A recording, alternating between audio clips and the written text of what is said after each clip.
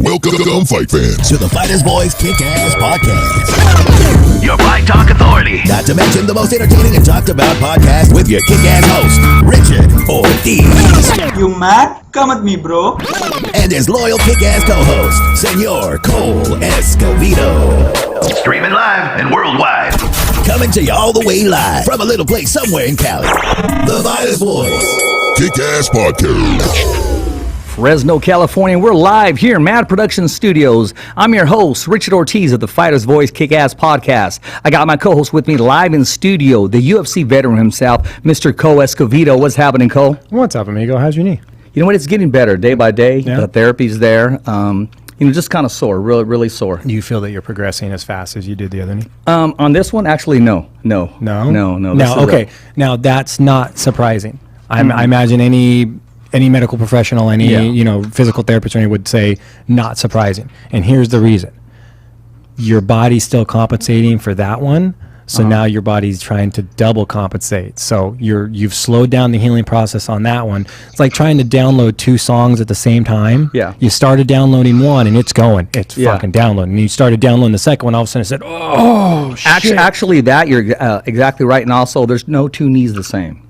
True. So I'm glad this one's a little more difficult, because if I would have done this surgery first on the right, I would have been too enthused to do it on the left. So the left was a little easier. So kind of fired me up to do it on the right. Yeah, but that's what I'm saying is I think if you did this one first and then that one, I think you would have had the same reaction. Like I think that knee would have been slow compared to the first Well, knee. every day that goes by, it's getting better. Yeah, that's a good sign. As opposed to, my gosh, you just don't know. Right? Yeah, no, Yeah. you'd be wondering daily. And we're not talking about, ladies and gentlemen, just what is it, ACL or meniscus. ACL, We're talking MCL. about two replacements. So I got a Ferrari and I got a Lamborghini.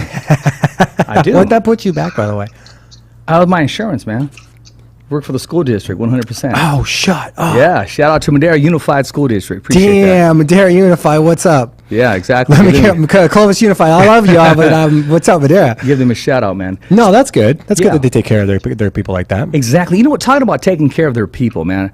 Our guest tonight, he had, I want to call it an audition, because when you get an opportunity to fight, on national TV in front of the masses, you got to make a great account of yourself. A great account of yourself. You do. Win, lose, or draw, you at least want to put up a fight. Well, you wanna show up prepared. You wanna back the promoter Right. as much as possible. You wanna do everything you can to make them glad that they called you, because at the end of the day, they called you. Yes, exactly. And you were fortunate enough to be the one that the phone rang. So they're looking for all of that. They want people that are part of the team. They want people that are going to get involved. Exactly. And our next guest, he gives his all every single time. And unfortunately, there was a kick he threw, and I believe his opponent checked it, and bone on bone, and you had another Anderson Silva.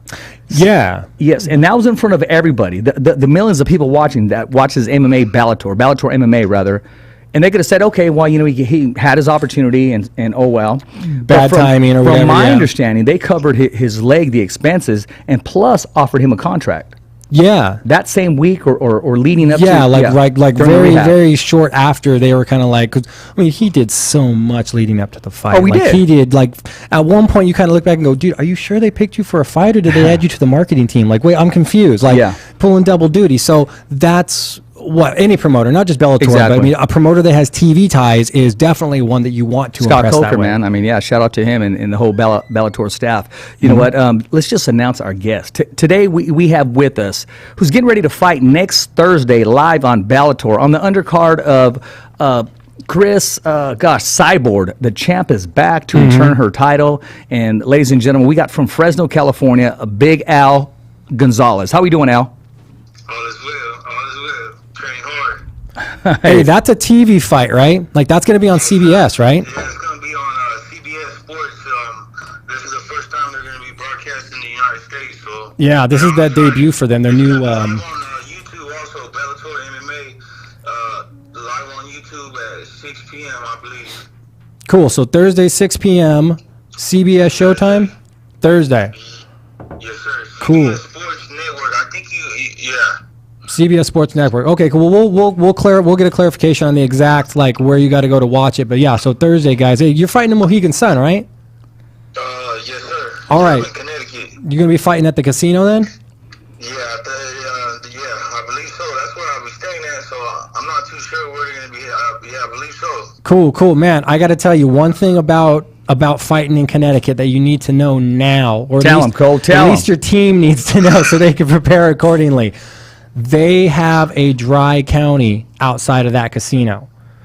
They have liquor stores and they have 7-Elevens, neither of which sell each other's stuff. So like 7-Eleven, Yeah. you're not going to find anything alcohol. And then they have liquor stores where they sell okay. beer and everything. Like so, Okay. the 7-Elevens They have an are open all agreement night. going on. They're gonna have Well, quarantine state law. at the hotel resort. The casino, Yeah, I guess. that sounds about right. I mean, You can't leave there. it's not that bad being like quarantined at a casino. I mean, Yeah. you know, I mean, granted, you're not going to be able to walk around very much, and you're not going to want to, because if I remember right, that's still a smoking casino. So you're definitely not going to want to go wandering around on the casino floor. You don't need that. You don't need that crap in your lungs right now. Like my coach said, we're going out of town, but this is strictly business. I'm going to handle business. Yeah, this is a business trip. I'll check out the sites when after the fight. Yeah, you did. I'll tell you, there's a good bar I could tell you to go drink at. I drank there for my 21st birthday. I love that place. Yeah. So You got Cole all fired up, man. I mean, he's having flashbacks and stuff, Al. I mean, you got him really going on, dude, man. I spent my How many times did you fight 21st over there? I fought there once, Yeah. but here's the thing: is I had weigh-ins. Weigh-ins were the day of my 21st birthday. That was Okay. the day of weigh-in, so I didn't get to like party or Oh, okay. anything. And then the next morning, the fight got canceled. The fight gets canceled. Oh, the it gets next morning. canceled? Yeah, it gets canceled. I was pissed. I was drunk by like 9 a.m., dude. I was smashed by 9 a.m. Al, I mean, you're not even going to have time to get smashed, my man. I mean, how long have you been waiting to get back in there? And tell us, how's the leg feeling? Oh man, my leg's doing great, better than ever. I think sometimes my other leg hurts more than my leg that I broke. I go on long runs, and man, God is good, man. My leg is ready to go. I can't wait. Tune in next week. I'll be honest, bro. You look no homo, but you look in way better shape You do. than you did for that last fight picture we just saw. Like you look way leaner. Have you changed your diet? Have you been a little more stricter on your diet? Everything, man. First of all, I changed my mindset.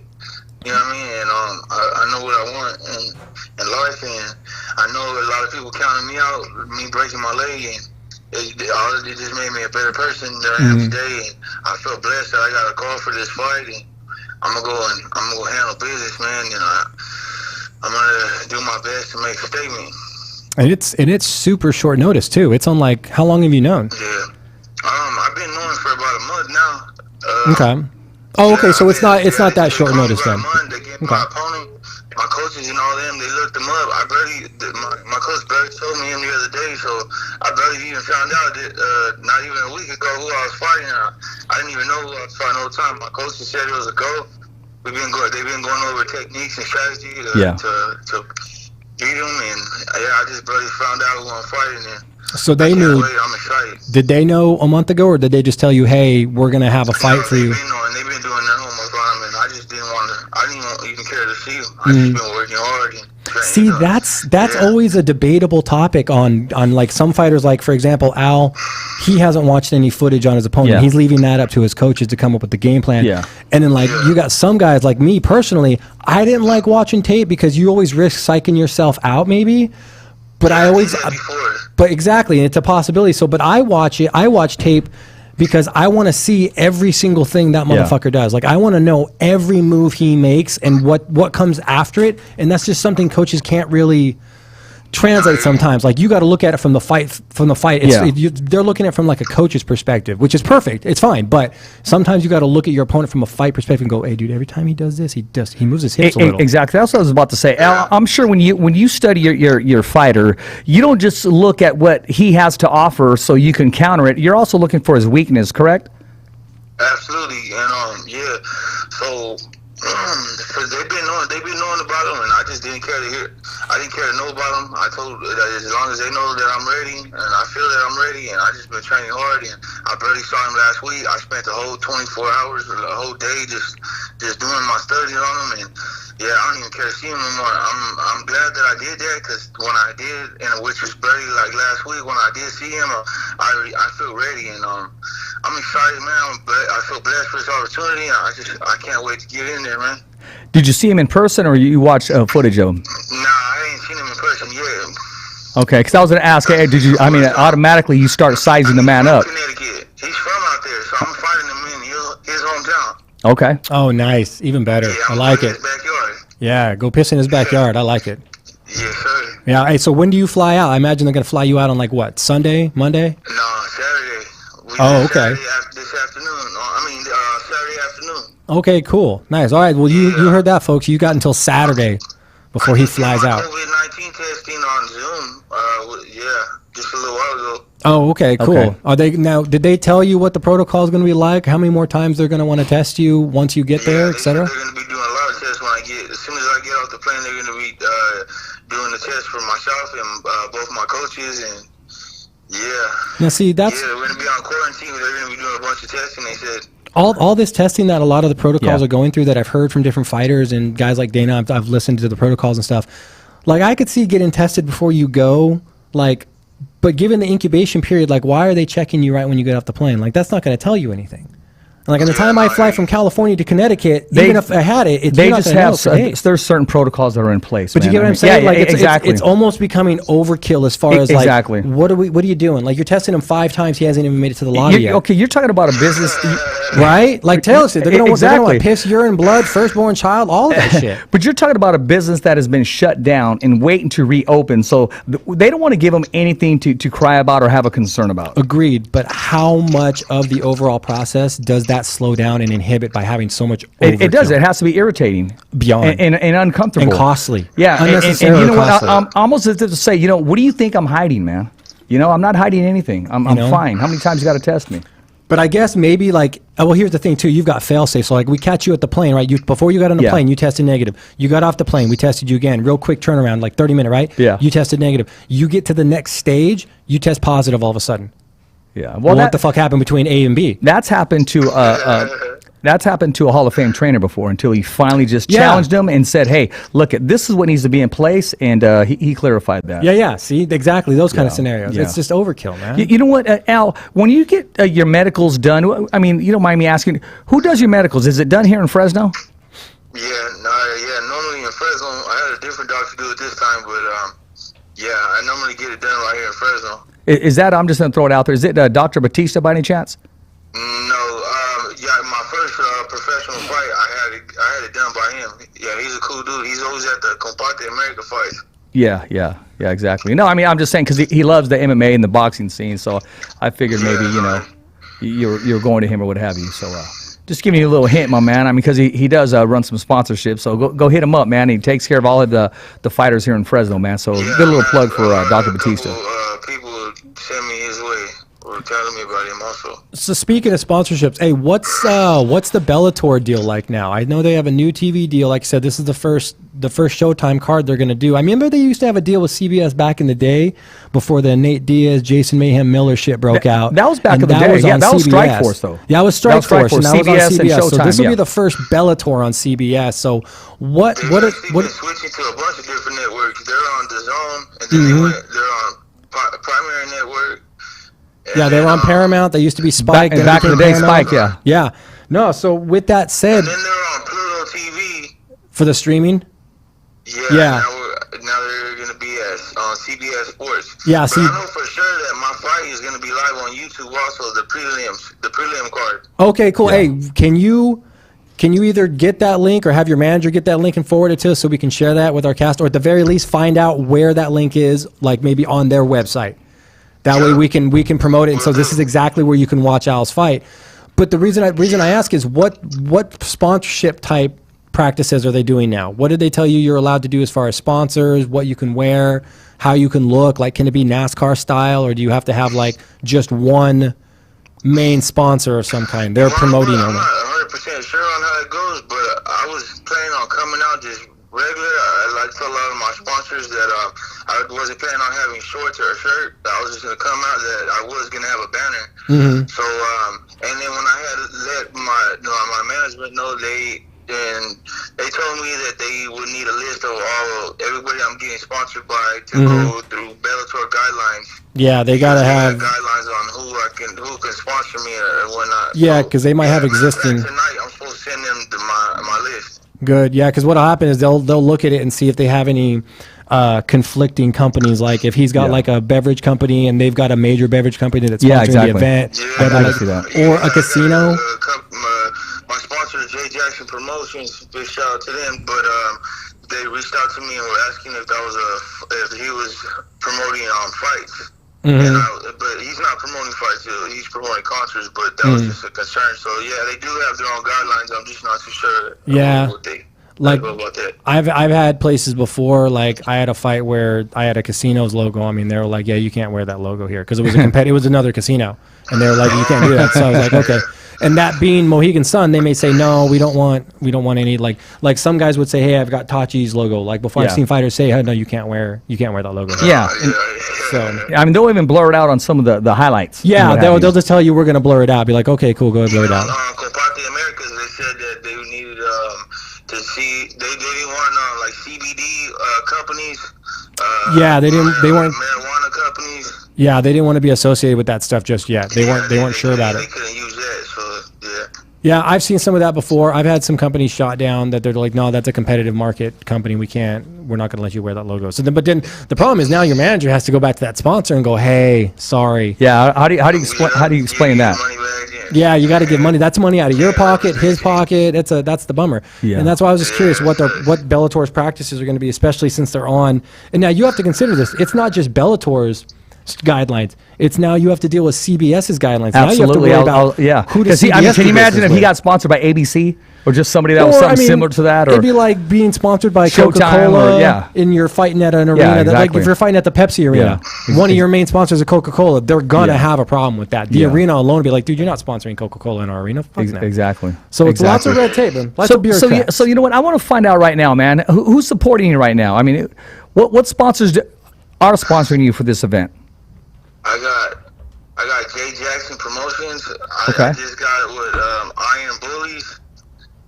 I saw that shirt. I got Screening Plus. It's called Screening and Clean It. Okay. And man, I got a list of some other ones too. Okay. I'll just. Man, I got so much going on. I just really got back from Salmon Wrestling this morning. I was doing more time with Manny. Okay. My coach, and yeah, man, I just been at it. I got a lot of support from the Valley. I'm excited, man. I can't wait to put it down for the town, man. I'm representing Fresno to the max, man. 559, trying to make a statement, man. Trying to be that light in the midst of all this darkness that's going on, and yeah, man. So did you change your diet? Like you guys already know, I've been down a rough path in my life, and yeah, I haven't found it yet, but I just slowly but surely, I just want to. Like I said, I want to be that light in the midst of all this dark. I want to inspire others. I want to hustle and motivate. And yeah, man. No, man. Good position to be in. No, exactly. You got the platform to do it, and you have the tools, and you've come back from adversity already. So, I mean, the fight is actually easy compared to what you've been through in your life. Hell yeah. Yep. For sure. So you said you had changed everything. Did you? I mean, just looking at the pictures, like I said, nutritional wise, did you get a nutritionist? Oh, you know he changed his diet. Look at him, he's shredded, bro. Even his skin looks thinner. I haven't drank alcohol in 8 months. Oh, okay, that makes sense then. That's a real big step for me. So yeah, I just been dedicated and committed to this. And well, you look it, and you sound it. Every single day, and yeah, man, I just really want to make this happen, man. And I can't wait. Tune in next week, man. Put it down for the 559. And then you'll be on the YouTube prelim portion of the card before it goes live on CBS, right? Yes, sir. Okay, cool. Well, you know what? I want to send Scott Coker something, man. So I want you to tell me right now, Al, why is Bellator treating you the way they treat you? And tell us, how are they taking care of you, and why are they the best MMA company to work for, my man? I just read. It was a post that I'm not too sure when it got posted, but I saw it today. Cali Fights magazine shared it. I think Cole shared it also. I clicked on it, and it was talking about Scott Coker when he barely made Bellator, and how he saw Rampage Jackson, and just how he wanted to just make the company bigger, and he used Rampage, and he used another fighter, which is AJ McKenzie or something like that, I think. Yeah, and how he just. And man, just meeting him personally and him take care of my leg. They paid for my leg, my surgery. They even shot me a bonus to help me out with my recovery. I was telling them my story. How I've been shot 9 times. I've been in and out of incarceration. I just been down a rough path in my life, and I just want to make it happen. I just got this big dream in my head, and I work hard for it, and I've been through adversity, through life, man. You know what I mean? And well, they clearly agree because they felt the need to invest. He was looking out for me, and just the stuff I read about him, and I'm excited to work for this. No matter where I'm at, even, you know what I mean? I mean, even every fighter would want to make it to the UFC, but you know, I mean, I'm not in the UFC. I'm in Bellator, and I'm gonna try to make as best as this opportunity as I can. And I'm excited about this opportunity, and I'm excited to use this platform. And God has a plan for me, and I can't wait. I mean, clearly Bellator has a plan for you too. Yeah, I mean, exactly. they feel you're worth investing in. Yeah, so no, for sure. Yeah, that's why I'm getting linked up with. I'm getting linked up with the right people, and everything's just coming together, and it's just an overwhelming blessing. And I can't wait, man. So I'm the article that Al was talking about was this dilemma that we're looking at that COVID has basically created. It was actually on my topics tonight to talk about. But what it is UFC, Bellator, ONE. Basically, what's going to happen is after this COVID-19 thing kind of blazes over, you're really only going to see those kind of organizations left because everybody that didn't have a TV deal, everybody that didn't have a streaming deal, like Legacy Fighting, like I think they have either an Access TV deal of some kind or they've got like a UFC Fight Pass deal. Like they've got a streaming platform that they run it on. They almost got to start all over, man. Kind of, but it's the problem is like all these organizations that don't have any of those. Which is it's a very small list. Yeah, those guys are probably going to be gone after the dust settles because if you can't have fans, what are you going to do? So guys like the article talks about a monopoly that is created for organizations like Bellator and UFC to benefit from this, and that you're going to see an even bigger push towards them becoming the only I'm sure there was a recruitment as well. They're saying, hey, since you're not working for this company right now, and we have an opening here, not only with the fighters, but the staff. I mean, you name it. You just can't leave some talent floating around there. I mean, they have to pay those bills. That's why I'm glad I got my name called, man. Oh, I'm sure I'm sure you were on a very short list of names that they were going to call. I'm sure your name was right at the top, near the top of that list. Again, not to knock anything, but I'm just being objective so that everyone can understand their reasoning. Sometimes you got to remember that you're on the top of that list because they've invested in you. Like you got to remember that they love you and they support you and they're behind everything you've done. But at the end of the day, you got to remember to them you are a commodity. You are a product. They have invested money into you. They are going to expect a return. So you just got to remember to be flexible where you can. I want to be a good asset to this company also. Yeah, be flexible. Be be flexible. Work within the. I mean, it sounds weird, but be the company man. Exactly. You know just be ready when your name's called. I want them to use me to market their business. And that's why they invested in you, because you did that right out the gate. You were first fight with them, and you were already showing an appreciation for the organization that it gave you an opportunity, and they saw that. The guy like Coker saw that right away and was like, "Hey, take care of that guy." I walked up to Coker when we were in the bag before I went up there and fought. I saw him by himself. I walked up to him. I just told him, "Hey, I want to introduce myself to you and just check me out." And I went out there and I fought. Right, that's what you do. They gave me a call back the next week later, and they said, "Well, they want to stay here. That I still want to continue to fight after I recover, and they want to sign me." Well, actually, I still remember what you told the referee, which is your buddy who we had on the show. You told him, "Hey, ref, when you take me out, make sure I don't want to look bad." And he told you, he told you, "No, we're gonna make sure we take care of you, youngster." He said, "We're gonna take care of you." Yeah, but you said, "Make sure I don't look bad, man." Yeah, I can't wait to see that guy again. Yeah, he's cool. Actually, I saw him in a movie last night, man. I mean, there was some MMA movie on what is it? Is that right? What's that? Is that right? No, yeah, there's some movies, some series, man. I just put it on, and I got to get the name of it, man, because I was thinking, man, I could see Cole in here. I saw all your buddies in there. On all these extras, man. Yeah, all these extras. It was a movie? It's a series. I forgot what it's called. What happens in it? He's a guard. What's it called? He's a guard. He's a prison guard. Is he a prison guard? Frank Trigg? Frank Trigg's on there. Frank's on, it's a Shameless. Yeah, but Frank, there's a series. What was it called, the one we were watching? Shameless. Kingdom. Oh, Kingdom. Yeah, okay, Kingdom, yeah. That makes sense. No, he did some stunt work on some of those things. Frank's done all kinds of stunt work, But bro. I'm just looking at all these opportunities these MMA guys got. All of them. I mean, they're not just extras. They're getting some spotlight. They're getting roles where they're actually talking. Well, what's his face? Max Holloway. I know they're going to mention my leg break, too. I know they're going to mention Anderson. Oh, of course. Of course they are. Everything just starts going good, and especially if I use my leg in the fight, media's gonna start booming. And well, you're going to use everything in your fight, man. You're going to use your Yeah, I'm ready. you're going to use your left, your right. You know, you're going to kick them. You're going to punch them. You're going to even use your balls in the fight. I mean, everything's going to fly, man, because you got to get that victory, my man. Have you waiting so long to show the company exactly what you're made of and what they invested in? And they invested in you, my man. I've tried blocking a kick with my cup before. Oh, shit. He did. He went to kick my leg, and I jumped in front of it with my cup, and I blocked it. Okay. I blocked it, and he kicked it, and he was like, "Oh man, I'm sorry." It's like, it's okay. That was my move. That was my move. I meant to do that. That's my block, dude. That when he throws the inside leg it's called kick, a cockery. Yeah, when the inside leg kick, I just throw my junk out there, and he kicks me in it. And I'll be like, "Yeah, cup check." I just got caught during training the other day, man. Oh yeah? It's not nice. No. See, that's okay. It's really happening because we went over it just in case it does happen. If I do end up getting hit in the Yeah. cup, am I going to use all the 5 minutes? What's going to happen? What do you wear? What kind of cup do you wear? I'm actually going tomorrow. It's on my bucket list right here. Before I jump on the plane tomorrow, I'm going to go to Dick's Sporting Goods. You know, Yeah, what a name of a store to go get something to protect your junk. But this is I'm here to protect my junk at Dick's Sporting Goods. So this is the point I'm trying to bring it up. Are you going to get some run-of-the-mill sports cup? Yeah, I got like 50, 60 bucks. So hopefully I get something cool right there. No. See, this is where everyone goes wrong. This is why when you get kicked in the junk, you see so many That's people why take their Cole time. uses a satay.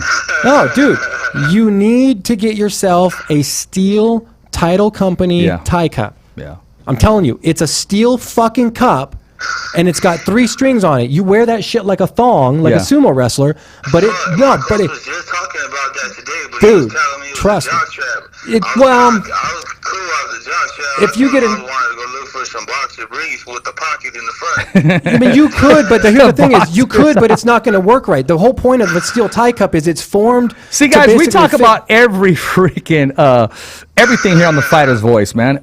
Junk is not excluded. No, fuck no, dude. That's why, dude. Part of the fight. I've got It proof. is. It's part of the fight. I've got proof. I got kicked I in like the dick way in Cole fight. said, I just threw my junk in front of him Dude, and just yeah. boom. You know, there's 2 things that are going to happen, I'm telling man. you, a steel tie cup. This is what blows my mind. I got kicked in the fight in the UFC. All I did was push Herb out of the way. I saw that. Like, it's a steel cup. That's why it's there. But the thing is, you can't put it in shorts. You got to tie that motherfucker tight because it's not supposed to move. But I'm telling you, dude, you can get kicked. You could get kneed in the goddamn groin, and you're not going to I need 5 minutes. Fuck that. Stop. Yeah, let's Stop. go. You don't need it. Tie cup. Steel tie cup. Telling you, Title MMA has them. Steel. Fucking go to AKA Thailand. Have your manager hit them up. Check that out. Yeah, hit it by Sally tomorrow. Yeah, fuck yeah, Eddie. I bet Yeah. Eddie Aguirre has some out there. in That's a Visalia. plug. That's a plug for him, too. Yeah, Bobby. And if he can't, he could probably get one overnight. Yeah, exactly, especially for you. Yeah, yeah. I'm just saying, look into it. You will thank me. Look into it. The first time you get kicked wearing one, you're gonna be like, "Holy shit, Cole was right." Yeah. Why have I not been wearing these sooner? Because it's not for kicks. Like if you get kneed in the clinch in the junk, it's not going to stop you from coming over the top with an elbow. Because my dick. No, No. you're gonna fucking feel it, and you're gonna come right over the top. Hey, Al, then you just throw it out there like Cole did. You know what I mean? Yeah, dude. You know, like those You're dances and the move. quinceañera, and you're just like dipping, boom. You know what I mean? When you dip, I dip, we dip. It'll be your new move. Dude, I'm there telling you go. We call it the ball 1, 2, dipper. 3, 1, 2, 3 cup. Yeah. Some The ball dude, dipper. some dude will break his foot on your cup, and he'll be like, Yeah. "Oh, I can't continue," and he'll be like, "What happened?" I gave him the ball dipper. Yeah, there you go. It'll be a new move, bro. Gave him the little dipper. Like, come on. There you go, man. But that's cool. I'm excited for Yeah. you, dude. That I'm really excited that you're giving such I a want to know quick what kind of shot cup back. he's going to get now. You got to post that shit tomorrow. He's gonna get one of those fucking plastic It cups is. that break when you get punched. It is, huh? Dude, like, Al's gonna be all paranoid now. He's gonna be like, "Dude, I want my cup to break." Like I've had plastic cups Exactly. break. Some and then big boy fell on it. and then he could send them back all dented and stuff. Fuck You know, Danny, and you'd be then all boom. sliced up Yeah. before like it. Trying to get circumcised right then and there mid-fight. Oh, No, thank man. you, dude. No, thank you. Hey, man, it's okay to have fun on the Fighter's Voice, Big Al. You already know that, man. And you know we got your back. And, of course, we look forward to watching you display your talent, man. How has this camp been different from your others? Since you got the nod and said you found out you were going to fight. I mean, what did you change up? And how's your sparring going? Man, everything has just been going great. Like I said, I feel real blessed for this opportunity. I've been sparring with my coach lately. He's a southpaw just like my opponent. Good. And my coach is a big dude. He's a glory heavyweight kickboxer. Yeah. There's a lot of slipping. Man, he teaches me so much. He's on it. He's on it like science. He does his homework. I'm excited to be working with him, and I'm excited for this opportunity. And this camp has just been great. It's going to be a good test. Use that platform next week. It's going to be a good test. It's going to be a big platform for you. You're going to be able to show. I guarantee you, this fight, you do good on this fight, you will be on the main card on the next one. There won't be a hey, let's stick you on YouTube again. It's you deliver for them. Yeah. They are going to take care of you. They've invested too much in you already to not promote you. And they're curious too. There's a lot of people that are going to remember you. What was that? That's it. That fast, you think, huh? I do.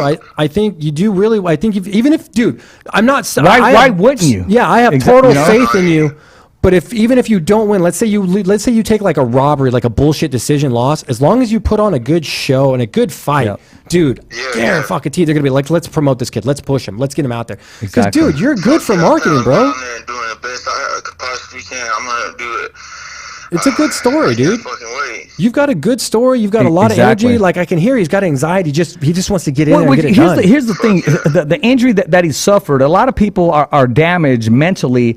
Al doesn't sound damaged mentally at all. Dude's been shot 9 times. At all, exactly. Dude's been shot 9 times. A broken shin is fucking nothing. Exactly. You're like, what is that? Oh, stick a plate on that. Let's go. Wrap that up. Let's go. Hey, actually, you've been shot more times than 50, huh? Nah, 50's been shot 9 times, just like me. Oh, okay. I thought maybe it was one more or something. I mean, it's not a contest. No, it's not a contest. I mean, but like I can go and get like a little 22 or something if you wanted to be like, look, he got shot 10 times. I'm here to break his record. No, right? you don't want to do that. Welcome to Jackass. Show like the stats where like 50 Cent's got 9 times. I'm here to break that record. Dude, it's been on the goddamn daily, dude. It's like we're in competition with Chicago or something, man. Even Stockton, man. Dude, it's just. Here's the thing: the problem you're seeing now is you have two things. You've got a no bail policy going on in the state, and with that no bail policy, you got people going, "I don't give a fuck. Who cares?" Like you can go and rob a liquor store. At gunpoint right now, and if you don't actually shoot anyone, dude, you're gonna be fucking out like that day. That's how fucked up it is right now. Like, no joke. Like, well, they're letting people out because it's so full, this whole COVID thing. I mean, they're releasing prisoners, man, basically. All I know, man, is if you live in California right now, get a fucking CCW. That's all I'm saying, man. Get a CCW. Definitely. I'm not saying, like, you go and get, like, 1,000,000 rifle rounds or something, but you need to have, like, a carry on you. Like, California's getting stupid. It was done before. But now it's just the streets are getting flooded. You've got inmates who are being released early because they've meet the minimum quota percentage and they're being released for overcrowding. So you've got those fucking career criminals that are being put back out there. Now, granted, they're not all bad. You're going to have a big portion of those guys who did their debt. They learned their lesson. They want to be productive. They want to be good. There's going to be some of those guys. But, dude, there's a good portion of those motherfuckers that are like, I can't wait to fucking rob the next liquor store. Exactly. I can't wait to try out this new shit I learned. Like, those people are there and they're being pushed back out. And then you got the new ones that are being arrested and they're being right back out. It's just like you thought the justice system was a revolving door before. Yeah. It is now a 24-hour revolving door. That's what's Speaking of that, you know, we should have got a soundbite from Miles Harris on that because I'm sure he, a lot of them are hitting him up saying, "Hey, Miles, I'm back in town." Yeah, dude, his fucking retainer phone must be blowing off the hook. I'm sure it is. Hey, Miles, can I get a retainer? I got like $1,000 I need to hold you over on retainer. Yeah. Why? Because I got to appear on Tuesday. Yeah, just in case. Just in case. Yeah, just in case. But no, dude, hey, you know what's good? Hey, dude, I got the perfect side gig for you, bro. That'll allow you to train and all that shit. You down? You want to hear this idea? Check it out. Bail bondsman recovery. That's going to be a new thing. No, think about it. Yeah. With all the zero bail, all like these dudes they're all being cut loose Yeah. with these fucking papers that say sign here and you promise to appear on this date. Yep. You know who's going to have to go and collect those motherfuckers? The sheriffs. Mims, in our county alone, Sheriff Mims already said, we're too busy. Yep. We're way too busy to go catching these dudes over again. We're worried about the new They can care less about if you send it to collectors. They don't care. Dude, start bringing up, I'm going to start bringing all the bail bondsman companies and being like, hey, I imagine you guys are looking for people right now. Because as the end of the year nears and all those court dates start piling up, people are going to be no-shows. Yeah. As long as they don't say, hey, I heard he was on your show. they were good. You would call that guy, but like, hey, dude, you want to come on and do an interview? Yeah, exactly. I don't know who that guy was. But I'm telling you, dude, Al, that could be a side gig for you, bro. Bail bondsman recovery agent. Dude, I'm telling you, bro. Shit, that'd be a big sponsor for you, too. That'd be right up your alley, bro. You get to fuck people up. I still got paid. I still got dudes that need to be paid with bail bonds. See? There you go, man. Maybe they'll wipe out your saying, debt. bro. They working on me right now. That's going to be a new gig, dude. I'm telling you, all these guys, like probation officers and shit, dude, they're going to be moonlighting as bounty recovery guys. Yeah. Because the money's going to be so good to go and find all these guys. If you're getting like a couple hundred per dude you put in, and they're like not violent Can you imagine people. if Fresno had dog? Dude, Fresno does need its own dog, the Bounty Hunter They series. do, man. And, Al, you like Fresno State Bulldogs, so that's right up your alley, my man. And, actually, let's talk about Fresno State, man. I mean, the sports program and stuff. This is hitting everybody, man. It really is. Yeah. From the sports program all the way down. I think they announced they're going to try to do football in the fall, but I don't. Yeah, I don't know. I don't think that's going to happen, man. That's my big goal right there, is to get sponsored by Fresno State. Yeah, you have a cousin, right, that's in the wrestling team? Oh, yeah, I do. Yep, my cousin Greg. Yeah, I remember you shared that with Just us. have him, dude. Have him talk to coach and get you in touch with the athletics director for the college. That's who you need to be talking to. Because you're always rocking their banner too, and you support the program. Yeah, there you are, right there. Again, when I go out there. Yeah, no, we're posting up a picture right now of you with their banner right now. So, if you're watching the show live, you get to see yourself. But yeah, the athletics director for Fresno State, that's who he wants to be talking, because that's at least going to get him in the door to the right people of, hey, okay, we got this guy that does this. Now they can actually start talking about consideration and stuff. Well, I mean, there ain't nothing I can do about my past, you know what I mean? But there's a big old bulldogs on me, and there ain't nothing I can do besides turn negatives into positives. And absolutely, exactly. Especially the road that I came from and the path that I've been down. I've been there and done all that, and I've seen all that already. And I got 7 little brothers who are all in that. My little brother got shot last year. My other little brother's homeboy just got shot and killed last month. My little brother was right there holding his chest in while he was taking his last breath. And man, Fresno is just crazy, man. It is. Just a lot. I know.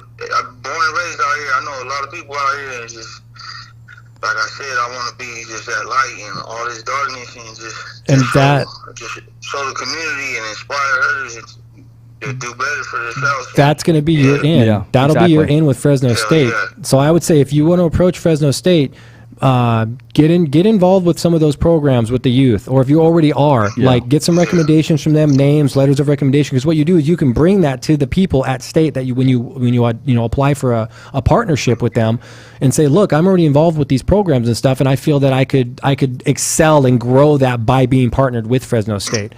So I would start partnering with those programs. I'm gonna take care of business next week, and then that's right. Look into that for sure. Yeah, that'll be your because what that'll do. I mean, let's just be honest. We all know what your past is. Your past is your past, though. It's the past. Exactly. But a group like Fresno State is going to look at that before they decide to associate a partnership with you on a public level or not. So, but when you bring things like, well, I work with these youth programs, these are the role models that I'm trying to be, this is the positive message I'm trying to send.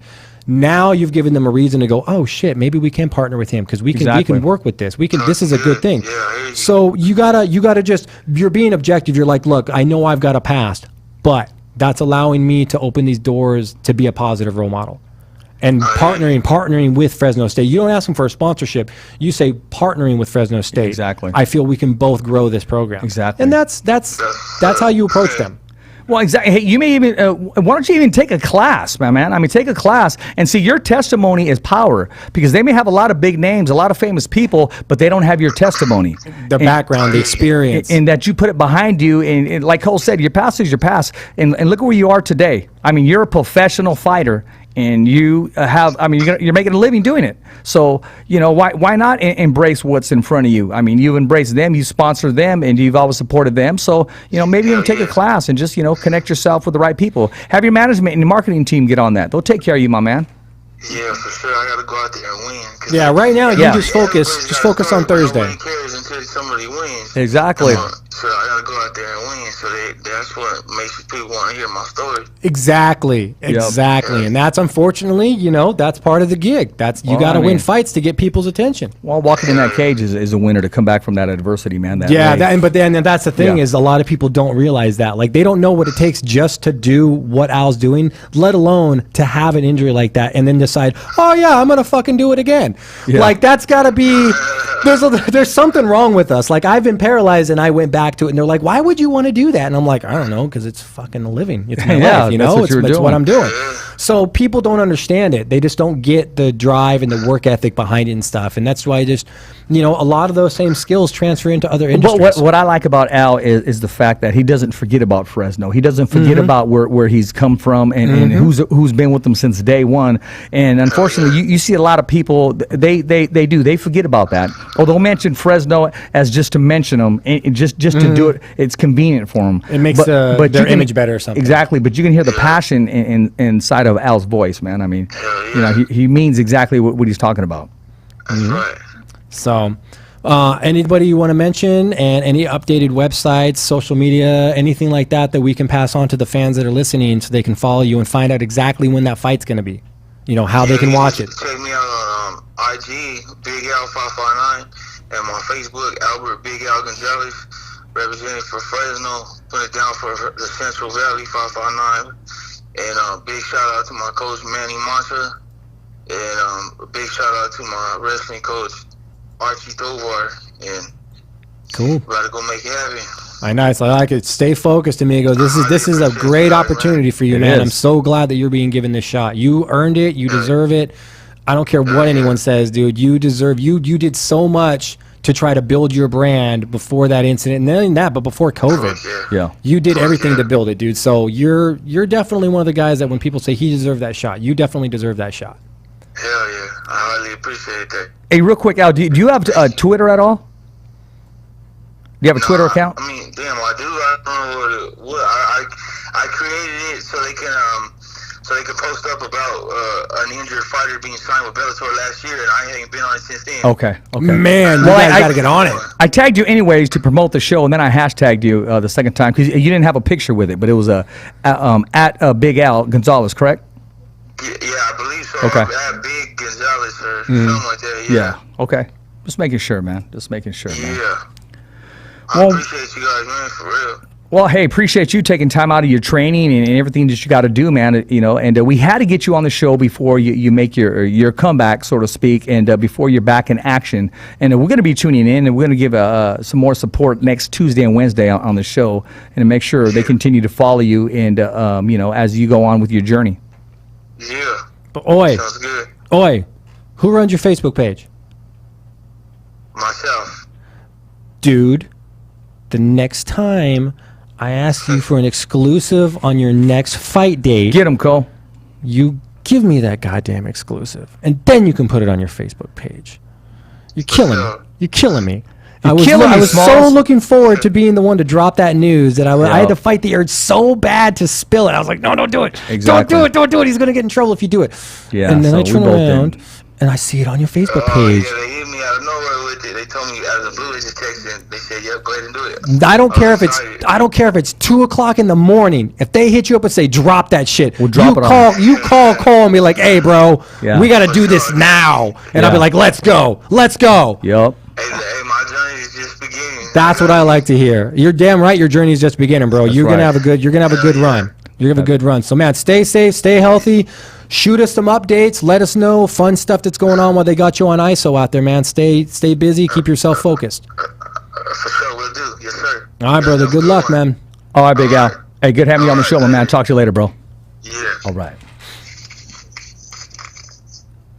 And there we are, Cole. There we are. He's in good spirits, man. And, you know, just to get back there, you know, I don't want to replay or talk about how severe that leg was, but watching it live, man, it just... dude, yeah. I only seen it one time, and I only needed to see it the one time. I caught myself looking at a picture, but still, it wasn't something you see every day. All I know is if you have a queasy stomach or you're not used to that shit, don't watch any of the promo shit for the Bellator fight because it's gonna be all over it. Yeah. It's gonna be on all because they're gonna really promote and they're really gonna show that kick over and over. Like, so they're gonna want diversity and this and that. Like they're gonna milk the shit out of that. Like they want to get their dollars worth. They're gonna want to tune into that show, man. But I'm jazzed about it, dude. I'm looking forward to it. He's gonna experience a lot of new things right now. No, I mean he's getting the opportunity. That's the whole thing. I mean because he has fighters that are completely 100% healthy as Al is now, but they've been invested in the company and they're waiting for their call. So not everybody on the Bellator roster is fighting. Oh yeah, this is the first card on this. I mean, to be putting this type of card together for their first run on Showtime with this organization. Exactly. They were very choosy as to who they've filled out. And granted, you want to fill out a prelim card, you're just going to toss as many of your contracted guys on it as possible to fill it out. But at the end of the day, you're going to want to have the guys on it like, well, we want to get this guy a fight. We want to get this guy a fight. Yeah. We need to get this guy going. Because they need to put that story out there while it's there. You know, and on the main event, the card I'm going to be tuned into is Chris Cyborg, man, because in her corner is going to be Virgil Ortiz Sr., who is the father of Virgil Ortiz Jr., who is the top contender in the 147-pound division in boxing, who's trained at Robert Garcia's Boxing Academy. So she was working out with Virgil Ortiz's father on the mittens, so he's going to work the corner for this fight. So for Cyborg, yeah, for Chris Cyborg, yeah, that's given the size, the 147 for the boxing world, it's this is a 135-pound fight, I think. Yeah, isn't it for Cyborg? This is like a title defense, I think, or something. Yeah. She hasn't been on it for a minute, so I haven't really had a chance. The girl she's fighting, I don't know exactly, but I was watching the highlight reel, man, and she seems she's going to put a good account of herself up there. I mean, it's an opportunity for her to win the belt. She made a comment that I'm not here to fight, I'm here to win the belt. So yeah, I mean. But then again, I don't know if they ask me, what are you here for? Chris Cyborg, man. Yeah, I know. It's like you want the belt. You're there for the belt. Like it's just. I mean, I don't even know. I haven't really had a chance to research this one, but I would say Cyborg by ass whooping. So I'll have to look at that one and get a little more feet on. But I mean, but that's just what it is with Cyborg. When you fight Cyborg, here's the thing: you're either knocking Cyborg out, getting knocked the fuck out by Cyborg, getting punished, or squeezing out a decision, or wishing you were knocked out, or wishing you were knocked out. Squeezing out a decision, but wishing she knocked you the fuck out at some point. So there's no real. This isn't when you fight a fighter like Cyborg, and there's a couple fighters like Cyborg, Clay Guida. Just off the top of my head, those two. When you fight fighters like that, you're not walking away from that fight without being fucked up. It doesn't because they're willing to get knocked out to land bombs on you. So you're gonna take them. They just don't care, man. They don't. Yeah, no fucks given, dude. No, they don't care. But I actually gotta look at that card because I know there's a Bellator card Saturday that's on my list of stuff to cover. But I haven't had a chance to cover that one. But I mean, like I said, their roster isn't really jam packed with household names. There's actually a fight going on tonight, so you can watch it live on ShowBox at Showtime. It was one of our guests, Mr. Charles Cornwell and Carnwell, I believe. And he's fighting on ShowBox. He's undefeated in the 154-pound division, and he's putting Izzo on the line, taking on another undefeated contender. So right after the show, man, I'm going to be checking that fight out. There's a lot of O's. A lot of stuff going on in October, man. Lately. A lot of O's are going to go. Like it's just the way it's going to be. But I love the matchup. I give it to the matchmakers. They're making these fights happen. There's no time to develop anymore. They're just throwing you out there because you got to remember. We have Madeira's own Brian Lua, who just fought 2 weeks ago. He's going to be fighting this Friday on ESPN, Top Rank Boxing. He's going to be fighting a 6-round fight against a tough opponent from Puerto Rico. So I was talking to the matchmaker, and he said, Richard, there's no time to develop our fighters. Every fight now is going to be a test. See, and they're going to go on and on as the ones that advance. Exactly. We don't have time. I don't have time to give you the 3 years invested. I'm going to give you a fight against a tough guy and see how tough you really are. And that's what I was going to ask is the beauty I noticed in boxing, unlike MMA. So in MMA, you get a guy, we get their record to go off of. Yeah. That's really it. So you can have a guy with like a 26-4 record versus a dude that's like 12-1, and you're like, the dude with double digits, blah, blah. Okay, here's the tricky part, and this is what I love about boxing and the way they run their fights. They offer fights in 4-round, 6-round, 8-round, 10, and 12-round increments. I always see promoters all the time going, I need a heavyweight for a 6-rounder. I need a heavyweight for a 4-rounder. I need a welterweight for a 10-rounder. You can tell a lot about the guy that's boxing when you find out what round level of fights they're being offered. And that used to be the norm. I would say a guy gets offered 6-round fights, okay, he's on an up-and-coming stage in his career. His next fight's probably going to be a 10-round fight, provided he wins. For no reason other than the fact of we need to have more challenging fights where you can get drug into deeper waters. No, you're absolutely right. So now, like you said, that's all, that's out the fucking window. Now you can fight next week, right? Well, shit, you did a 4-rounder next week. Guess what? You're doing a 10-rounder this week. Congratulations. Oh, you don't want to fight? Cool, Well, fine. actually, the more from a 6-rounder to an 8-rounder, it's a lot of difference in the higher the paycheck as well. Yeah, exactly. So, and you're getting paid more because you get paid exactly. based on rounds. Now, once you breach a certain market of rounds, now we're not paying you for the rounds, because before we're paying you for the rounds. Now we're paying you for the fight. Now it's the purse. Now you start negotiating purse tactics, because before it's just rounds. See, if Conwell wins, they're going to be talking about him and one of the Charlo brothers at the 154. Okay, Jamal or Jamel just fought? Yes, the 154 champion, who's Jamel, I believe. Okay. I you know what? Hey, forgive me if I get these two mixed up, because I even had a competition. If you can name who this guy is, who's who on one of the pictures I took with him, man. But they're twins, man. What the fuck are you gonna do, bro? They're like twins, identical twins. Well, if he's successful tonight, his name is going to be in that loop on one of his first title defenses. So I'd like to see that happen. Quick fun fact question: Yeah. Do they have the same amount of fights, the Charlo brothers? No, I believe they have maybe 4 or 5 more. There's a 4 or 5 fight difference between the two of them. Oh, okay. No, I was just curious, like because they're on a bigger platform and they've been promoted differently as opposed to Charles. I mean, he has his platform. He's fighting on Showtime and an Olympian as well, and had a rough patch on his story, which he said, I'm no longer going to be making statements about what I went through. He made one-time statement, and that was it. And those of you who follow him know exactly what I'm talking about. I'll discuss with you off air, Cole, but he's ready to go. He's been called the most talented fighter at 154. That's a non-champion. So yeah, I was gonna say there's probably some stigma about him. It's like the best non-crowned boxer or something kind of thing. Exactly. His trainer Roshan Jones Jr. and his father Senior. Yeah, they're in his corner training him. So he's in good hands tonight. He'll be fighting in about 2 hours, man. Speaking of things that are like you say, we'll talk about the specifics of that off camera. Where are we at with the Golden Boy Canelo scandal thing, where he's suing the fuck out of them? Where are we at on that? Well, I just know that he did refile, and he's going to get a court date, man. I mean, it is what it is. So it's going to move. It's going to move forward. It's nothing personal. It's business. But that's the thing. Don't be surprised if he doesn't even take a fight between now and then, or whatever he's been advised. I would be surprised if he did, because that would change everything. You know what? Canelo is going to win and win big time, in my opinion, because he fights usually in September, which is a Mexican American Day, or I'm sorry, I should remember the names, but to me, in September, and he fights on Cinco de Mayo, and he missed those dates. But he did, but not due to circumstances within the control of the organization that he was signed with. Well, they're going to say that, but that's going to be their ultimate defense. What are they going to call this? An act of God? Yeah. Well, I mean, yeah, I guess you can. They're literally going to call. That's what pandemics are. They literally get listed as acts of God, because unless you can turn around and say we proved that there was a lab in Wuhan, China that did it, then at that point you can look at a sole proprietor to sue. But at this point, it'd be like a tornado. Mexican Independence Day. Yeah, that's what I thought it was going to be, but I didn't want to. Before I get held up like a piñata. I was going to say, dude, you're going to get shit if you don't come up with that answer eventually. Exactly.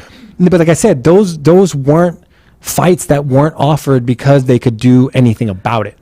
They didn't have the means. They didn't have the restrictions in place. They didn't have the protocols in place. Everything could have been in place. We just can't pay you what we usually would pay you because we're losing our live gate. But Canelo said, hey. And at the end of the day, that's probably the reason. Yeah, exactly. But it doesn't matter. You said you were going to pay me a certain amount of dollars.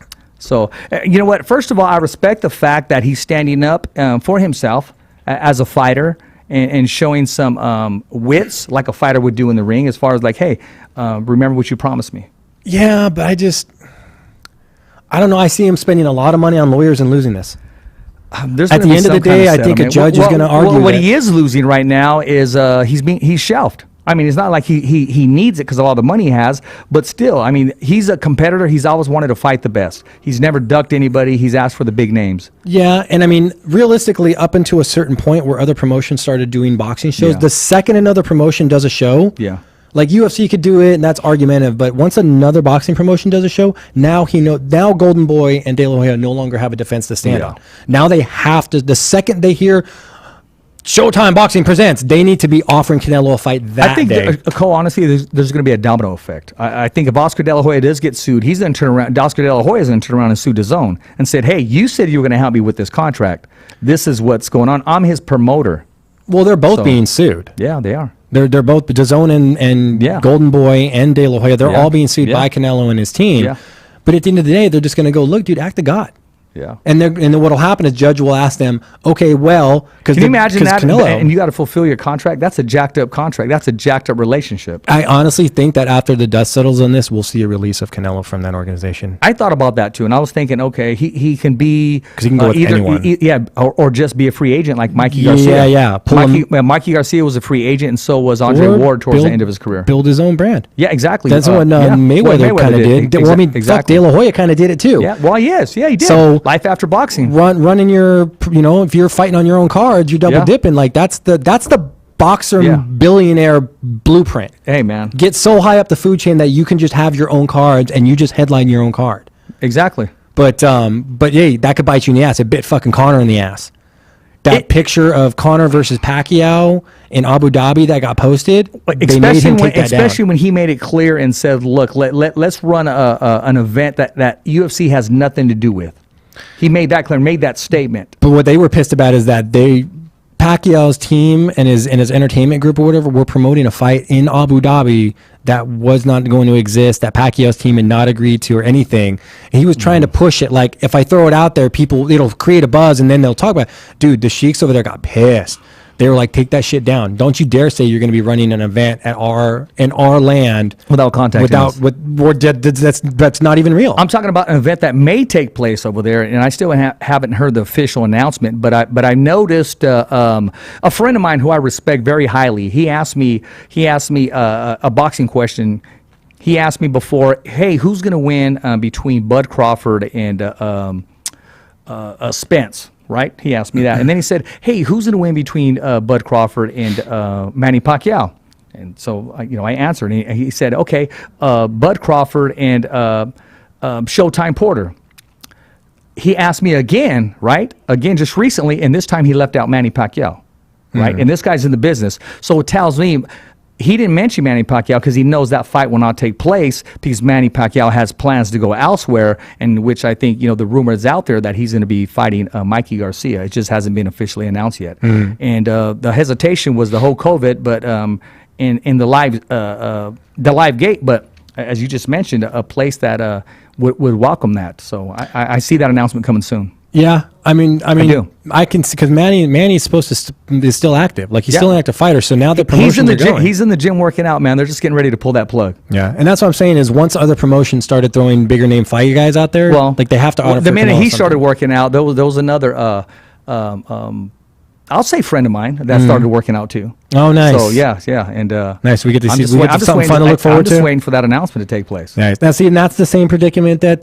But here's the thing, though. We talked about that about 4 months ago on the Fighter's Voice, the only voice that matters. We talked about potentially Mikey Garcia and Manny Pacquiao. I sent it out to Sean Gibbons, and he said he welcomed it and said that would be a great fight that we would entertain and we would sit down and talk about. So they did say that. Rolling. Yeah. They didn't instantly deny or shove us. They were like, well, that's something we would We'll just say the cards are now falling in place.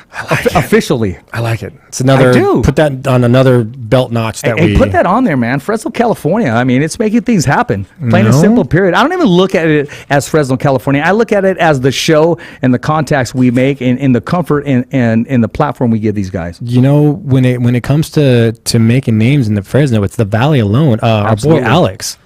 Our boy Alex is getting the big shot. Bro, that is a huge shot. That is an opportunity. Right? That's man. Hey, Figueroa, you better fucking make weight, dude.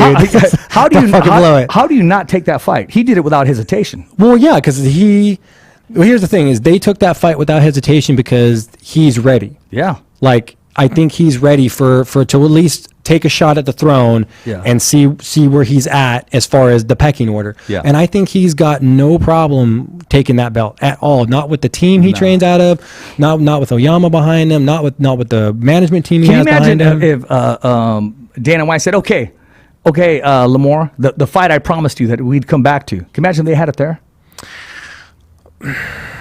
Because he did say he would come back on a big fight. He would.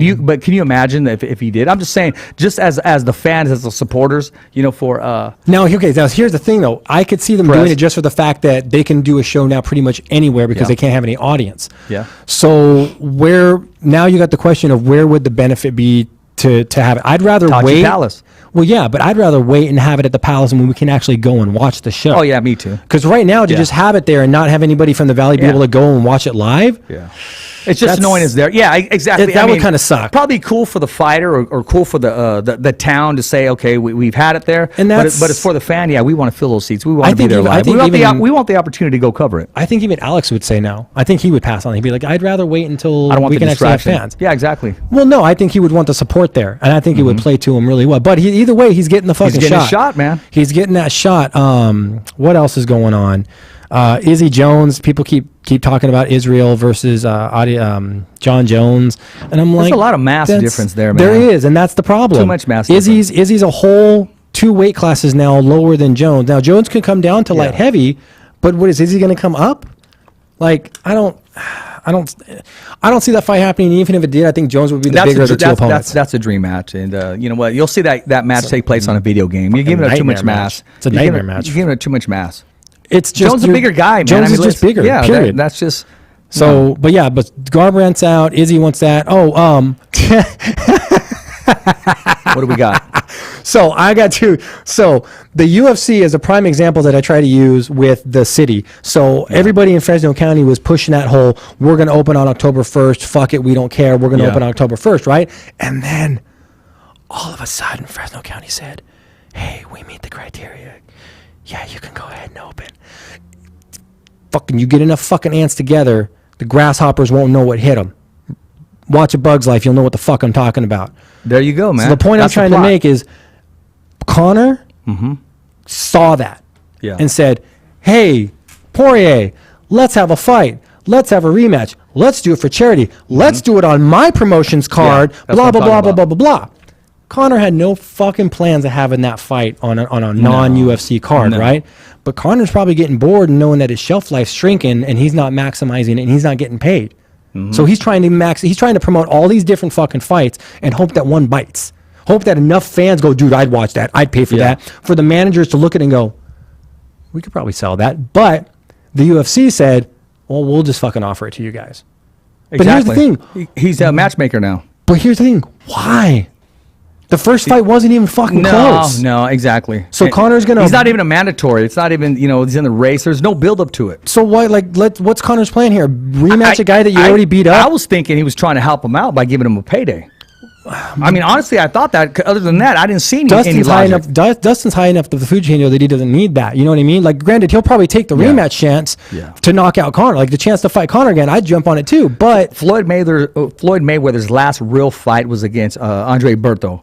And I'm thinking, why did he take the fight? Other than giving Berto his biggest payday ever. I'm thinking. I mean, it had no reason. He wasn't ranked. He wasn't the mandatory. He just, and it was a one-sided fight. I just Took don't the payday. I just don't get Connor's game plan here. Like, either be retired from MMA or don't. Like, make up your fucking Someone mind, take dude. the phone away from his hand. That's the whole thing. That's his whole career with it right here. He is bored. I mean, he can't do anything right now. I mean, he said he was retired. So it's like, what was your the long-term demands plan there? that he wants? I would see if we had a live audience. Okay, I support you too. I want to see you back in there, but it is what it is, man. The live gate is going to disrupt everybody's payday right now. Yeah. I mean, realistically, what he should have done is he should have been poking at Ferguson. He should have been poking at, someone that's higher up the food chain that he hasn't fought yet, kind of thing, and see where it goes. Or go demand that rematch. Yeah, something that's got some merit that to makes it. sense. But to fight Poirier, I just don't.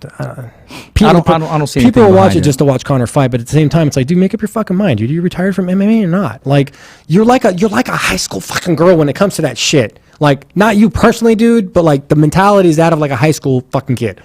Either be retired or don't. He doesn't need to do that in his career. And I don't know why he's doing it. Now it's just becoming ridiculous. It is silly. Like, I could see it as a marketing ploy or to make an angle for bigger pay or something. Yeah. But, dude, after that, it's like, dude, you're on, like, retirement number, 4. Like, the fuck are you doing, dude? You're like, where do you want to go eat? I don't know. Anywhere's good. Well, how about here? I don't like that. Well, how about here? I don't like fucking fuck. You got to make a decision, man. Make a decision. Retire or don't. Make a decision. That's all I'm saying. I mean, dude. It's silly. It's Dana silly. White doesn't even take him serious anymore. He doesn't know what to what he doesn't know what to make of him anymore. anymore. Exactly. And that's because of him. Fucking Conor McGregor is the exact reason of why you don't give a fucking bank robber a helicopter. Because it's a helicopter and then it's a jet. Then it's a jet, Yeah. then it's a fucking armored car. Then it's an armored car and it's all... No. UFC gave into him. Speaking of Jet, we have a Fresno's own Jet Blackwell, who is the chief sparring partner, for Iron Mike Tyson. Yeah, I saw that, yeah. Iron Mike Tyson. And, he trains at Frank Alamon's boxing gym in Fresno, California. Mm-hmm. And he didn't just go up there one time. I mean, he's there at Tyson's ranch. He is the chief sparring partner. The main sparring. Yeah, I saw that picture the other day. He is the main sparring partner. And I remember back in the day, Tyson would pay his guys $1,000 a session. Yeah, I mean, that was back in the day. But I mean, even then, to get called in to be that level of a sparring partner for Tyson. I mean, and the Jet's getting ready to turn pro. So he's trying to see if he can get on that card and make his pro debut there. But at the same time, I mean, you're getting schooled by a living legend. This is Iron Mike. Yeah, I mean, I'm actually surprised. Like, once he took that spot, I would have already been trying to negotiate a spot on that card if that was his goal. Absolutely. To try to find a spot on it now is going to be, you're going to be on reserve status of like, okay, well, if someone gets hurt in your weight class, we got a spot for you. But not only that, we're talking about the relationship that he's building right now with Mike Tyson. Oh God, dude. He says, all Tyson has to say is, hey, I like this kid. Hey, come here, let me talk to you. Yeah. When's your next fight? I'm going to go. Yeah. Or especially Fresno, your gym, Alamon, I'm going to go by there and visit. Yeah. That's coming next. I mean, I can see that opportunity happen there. Saying, okay, I'm going to go check you out, or I'll go to your pro fight. You know, he was impressed. I was happy with that kid's work. Because here's the thing: a guy like Tyson is going to want to work with the same. We had him on the show back at the radio station at the 1680. Yeah. Back in the day, I remember his dad, big old dude. 2 years ago at this point now. Yeah, about 2 years ago. Yeah, but yeah, Tyson's the kind of guy that will want to work with people that had a positive outcome. Yeah. And still, like, if it was a good fight and he felt good, even if he loses, Tyson's still going to want to work with the same people. When he told the kid, what I heard is, I believe the kid's 20 years old, I believe. We'll say he's 19 or 20. And he said, man, I'm nervous coming in this ring. And Mike Tyson said, well, try fighting for the world title at that age. And becoming the youngest heavyweight champion of the world. Imagine that fucking pressure. At the same age, Tyson fought for the belt. Yeah. So there's him right there. Yeah. Yeah, there he is. Tyson wasn't even fucking 21 yet, dude. No. The amount of pressure that was put on that young man at that age, and the money that was being floated around, and the fucking evilness of guys like fucking Don King, and just everybody wanted that. Everybody had their fucking hand in his pocket, man. That's that's the worst thing. He got fucked so He didn't hard. want anything to do with it. He said, I didn't sign up for this. Yeah, but he just came wanted with to fight, man, and it just all the bullshit came with it. Some of the only people that were looking out for him passed away, and it's just like, damn, exactly. dude. They were guiding him, and the only ones that he would truly trust and respect. Yeah. But just had to get that shout out there, man, for the Jet. But no, that's gonna go somewhere like that. If he plays his cards right on that, that'll get some doors open for him. Well, that's definitely gonna, you attach that to your resume. Plus, because what happens is Tyson's talking to other boxers. Plus, I want to see somewhere someday, after this fight is over, I want to see the footage. Right? I do.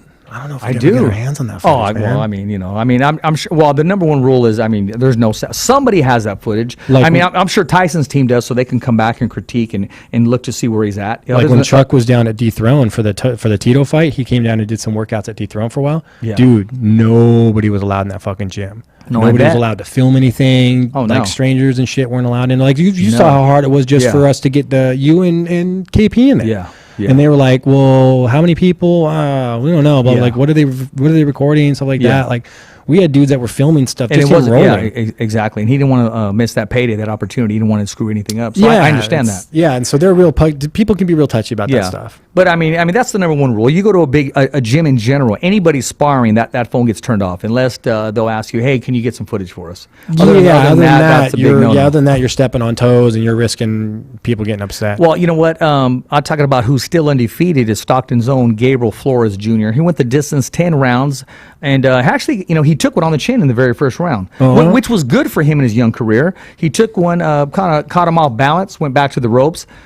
Took advice from his father, and they regrouped and won a unanimous decision. Okay, so that's, 19-0 now? Yeah, 19-0. And he's how old? What, 18, 19? 19, I believe. Yeah, dude. Yeah. So I just wanted to give a shout-out to Team Flores for being successful and also making his professional boxing debut for Top Rank Boxing, former, and I don't want to say former, he's an MMA fighter, and that's Mitchell Sipe from Sacramento, California, now living in Bakersfield, California. Okay, cool. Yeah, so he made his pro debut as a boxer there, and he's fought plenty of times at Tachi Palace, and he's been Richard Goodman was an advisor for him back in the day because he was actually trying to make the UFC house. Oh, okay. So he took one fight to advance, and they stopped it on a bad cut. Oh, bummer. Yeah, it was a bummer. He was competing in the fight, but yeah, that's where his MMA career was going, and then he fought his first professional boxing match last Saturday on the undercard. So I imagine first round knockout. Junior was the co-main, if I saw that right, on this last one. He was the co-main. So I imagine, do you think he'll be co again on the next one, or do you think he'll get bumped up to main? You know what? There's been a name that's been mentioned, and there's no way in hell I can even release that. That'd be career suicide for me. But we could talk later on, and he'll be back he'll be featured once again.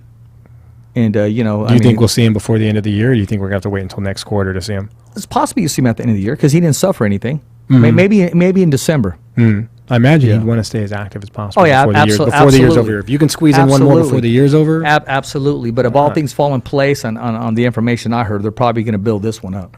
Okay, good. Then it'll be a big one. Then it'll be the next big jump of his brand getting out there. Then I just need to stop talking about that all together. Your phone's gonna start ringing. It's gonna be senior. He's gonna be, what the fuck are you doing? Because I know myself. I'm gonna be honest with you. I don't even think Senior knows unless he got a phone call the last 2 days. Oh shit! Damn. I heard it from the man himself, so I'll just leave it at that. Damn. Yeah, now your phone's really gonna fucking be blowing up. And that's no disrespect. So I'm not here to spread rumors or anything. I just said, you know what? Look for Flores to be in a great fight. You're getting a fucking phone call in about and like I said, man, I'm not about to announce anything. That'd be he'd be like, what the fuck did you hear? yeah. Well, Senior may blow me up. He'd be like, what the fuck did you hear? Yeah, well, Senior may blow me up. What are they saying behind our back? You know what I mean? He'd be like, what are they saying? Yeah, and that was a true story when I said he called me when I was in Canada. Hey, how do I watch your show? Yeah. And I was saying, this dude never ever freaking asked to watch the show. Never gives me a call randomly, and he watched it, and he got an earful and said, okay, I got something for you. Nice. But, hey, whatever it takes, man. I mean, somebody told somebody, and now they're tuned in. And that's how it starts. And you know what? Someone tells someone. They're always courteous, and they always come on the show, give us their time, and they're always eventful, and Senior's always ready to go. Nice. As you know. No, yeah. Dude's fucking born ready. Yeah, exactly, man. So, UFC, man, I mean, Habib is this month, man, and I don't want to get ahead of ourselves, man, but he's finally going to get tested. Yeah. Yeah. Well, they got to start getting their protocol in order. I don't know, man. I right now with that big of a fight on the line, that it's just like, dude, it's so much shit can go wrong right now. But you know what? There was going to be a boxing match that's scheduled for the same day, and they were going to compete with UFC, and that's Tank Davis and Leo Santa Cruz. But what they did is they moved Leo Santa Cruz and Tank Davis to the end of the month, Halloween. Well, it's very smart. Smart. I would tell you this right now. You're not competing with the Khabib-Gaethje fight just for the fact that I have no idea who the fuck either of those two guys you named are. Well, see, you know what? Showtime is very smart. They got a great relationship with the UFC, as opposed to a couple other promoters that are not too smart, and they'll let their pride get in the way and will go head-to-head. Well, now, and they continue to go head-to-head. They did it before. Showtime's the same group that said, hey, we're going to move ours to a different time because we're on a different coast. Well, they did. Didn't they switch that? Yeah, they did that. It was a Canelo fight. Yes. No, actually, yes. It was a Canelo fight. Canelo against the Crusher, and that was a DAZN. They sat and watched the UFC fight. Yeah, they sold like tickets to like viewings of it and shit. That was part of Carnelo's. The first time he got pissed off, said, "Look, man, I'm ready to go, and you want me to watch this for 2 hours, an hour? I'm ready to go now." And he said that'll never happen again. Yeah, that was a big. There was money reasons behind that. Yes, but at the same time. Dude, that's like icing the fucking But that was kicker, pretty crafty, though. I mean, they play the fight on the big screen for everybody. Well, yeah, because they wanted to great for the fan. Great for the fans, yeah. But man, the fighters. Can you imagine you're ready to go like a racehorse, and all of a sudden, okay, you got to wait for this fight? Dude, I'd be pissed, bro. Yeah, I'd be pissed. I don't blame them. No. But see, that's what I'm saying is how does the lawsuit not come out of that? Well, that's what triggered it, man. That's what pissed them off. Like, I didn't agree to this. I mean, when is this? Now, why do I got to wait? I'm Canelo. I'm not bowing down to anybody, but it became numbers and cents. Yeah, numbers are the ones that make more speak. Yeah, like and I remember that. I went back and forth on them, on it, and I continue to watch them both at the same time. So we do what we got to do. You know, because sports is sports. No, exactly, because you want to get that insight. Yeah. You do. We've got, what do we got? We got a fight night coming up Saturday, and we have a Bellator coming up Saturday. I got some stuff for the fight night one, but we'll cover the Bellator one real quick just to get it out of the way, because there's only really one fight I wanted to cover on that one. The Bellator 248, that's going to be Saturday. I want to say Saturday. Venom Page is going to be fighting on that. Venom's on a 14-fight win streak that was snapped May of last year, and he bounced back from that with a 3-fight win streak that he's currently running on. He's been on that since December. So that's where we're at on Venom Page. He's always the one with those flashy, like, post-fight wins, things like the Pokeball and the gauntlet and shit. He's real flashy. The guy he's fighting is Ross Houston. I want to say it's Ross Houston.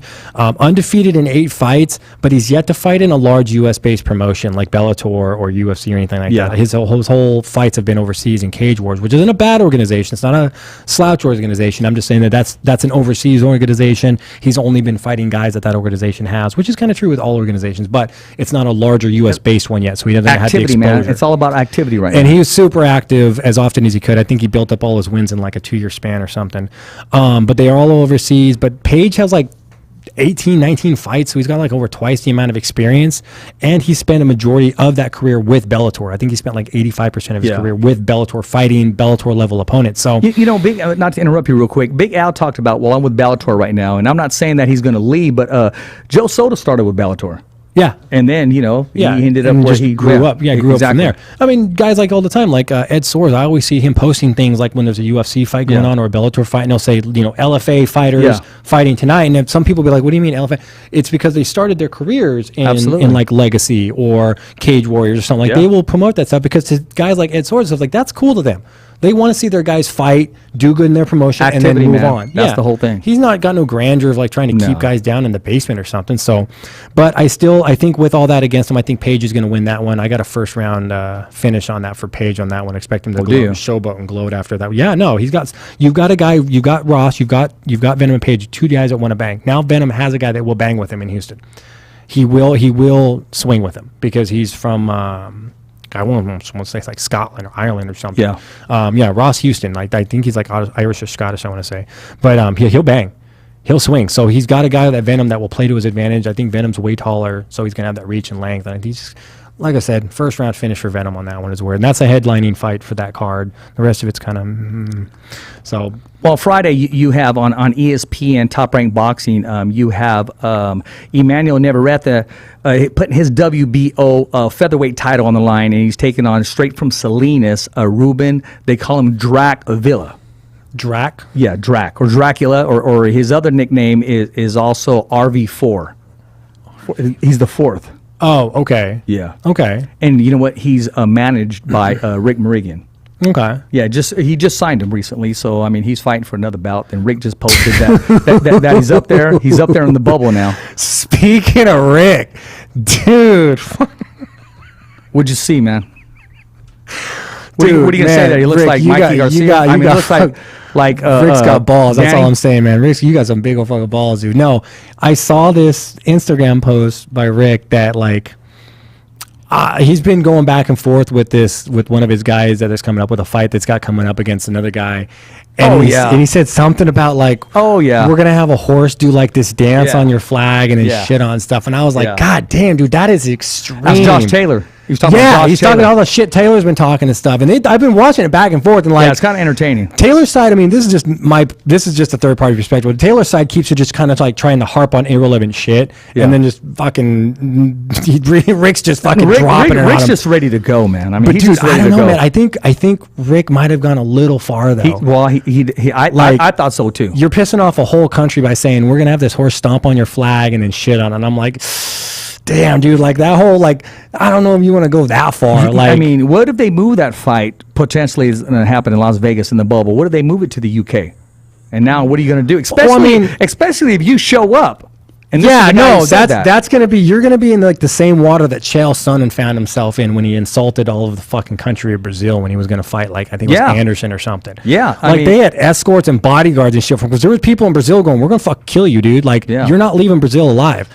So you end up over in the UK, you're gonna have a lot of pissed off people. No, they don't like him over there. And Bernard Hopkins, I mean, one time he was getting ready to fight Tito Trinidad. Trinidad's holding the flag, and he wanted to move his hands out of the way. In doing so, he got the flag and moved it out of the way. Yeah. They just saw him throw it. Yeah, and they the context was What's the name was even like, hey, did you see what he did? So I mean, you got some explaining to do, Lucy. Yeah, no, I mean, hey, but I can see Rick's perspective is like they've been coming at Rick heavy personally. Like they've been coming at Rick personally heavy, and Jose. So I can understand the perspectives and stuff. Jose is going to be Jose. He's not going to say anything. He'll take. But it fires Rick the fuck up, dude. I love it, dude. He goes fucking gangster on people, dude. Bro, he can't wait. Short of like saying, I'm going to roll up on your house with a crew. Like that's like I'm waiting for the Rick Instagram post that goes, fuck it, that's it. You know what? We're rolling up on your house. Like I could see Rick just saying fuck, just going fuck it, we're done. He put together some video and everything. There was like a horse that was dancing and shit. No. When they're on their way to Las Vegas. Oh yeah. And he has Jose flip him off, which is uncharacteristic of Jose. Yeah. He probably really talked Jose into that. They did. But no, yeah, dude, Rick's going fucking full native. He did go too far. Hey, we heard the sound of the bell. Speaking of going too far, we went over our time limit. And you know what? Next week we got to let all the viewers and fans know, and we got to remind them that we got bills to pay. So we got some sponsors that'll be making their debut, and again, we're going to be welcoming some sponsors to the show, so we can get our lights. Well, keep our lights turned on, man. Keep the lights on, man. PG&E ain't free, dude. No. Studio time's not free either, man. But I like it. Hey, what do you got in closing, man? That's it, man. Like I said, UFC Fight Night this weekend. We'll try to get you guys our picks before then, so you can have the Fighters Voice picks. I got a couple breakdowns of the main event, the top 3 fights basically for that card for this weekend's Fight Night. I've got my top 3 breakdowns for that one that we'll spit out. Sounds good, man. Hey, tune in Friday, Showtime. Showtime this evening, and tune in Friday, ESPN Top Ranked Boxing, man, for your boxing fans out there. Hey, it's a wrap here in Fresno, California with Escovedo, the co-host with the most. Rich Ortiz here, your host. Thumbs up for Richie. Okay, fight fans, it's not goodbye, but until next week. Remember. It's always voiceography at its finest. So on behalf of Richard Ortiz, Cole Escovedo, the special guests, and all the crew right here at the Kick-Ass Podcast, saying hasta luego, babies. And always thanks